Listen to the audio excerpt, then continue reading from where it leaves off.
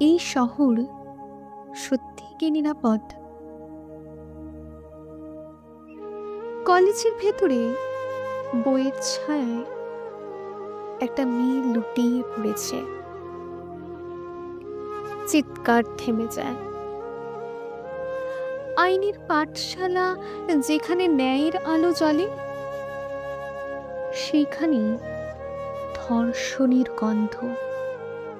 ঘৃণায় মনটা জ্বলে। গত বছর ডাক্তার এক বোন হাসপাতালের বুকে হারালো আপন স্বপ্নের দলন। সাদা অ্যাপ্রন, গলায় স্থিত, জ্ঞান আর সেবার প্রতীক। তবু রক্ষা পেল না। এ কেমন নৈতিক অসুস্থ প্রকৃত?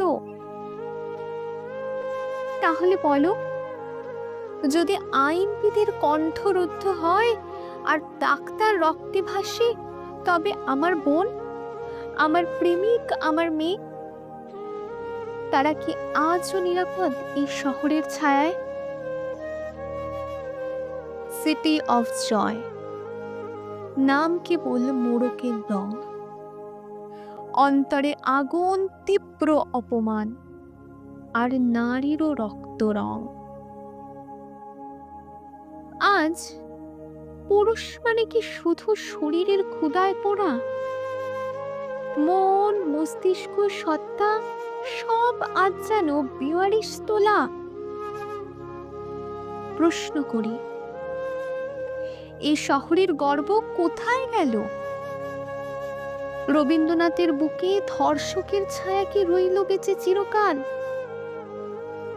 শিক্ষিত না শুধু ডিগ্রিধারী, যার ভিতরে আছে পশুর মতো এক দল পরপর ভারী?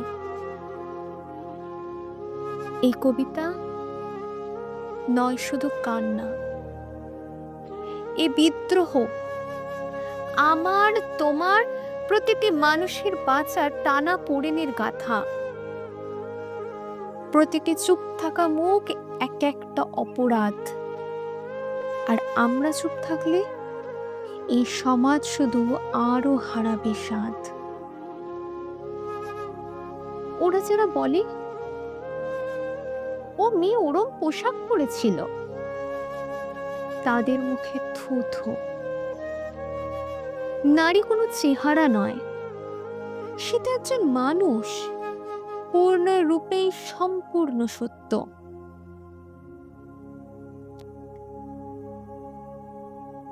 তাই এখনই সময়, তুমি, আমি সবাই মিলে জ্বালাও প্রতিবাদের দ্বীপ। না হলে একদিন আমার কাছের মানুষও হয়তো হারাবে সব স্বপ্ন, এক চিপা রাস্তায় হিংসায় থমকে গিয়ে চুপ। দুর্গা আসবেন আবার,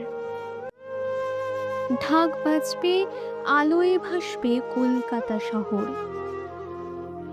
কিন্তু প্রতি বছর কি এই উৎসব হয় কোনো বোনের কান্নার দাম দিয়ে পরপর?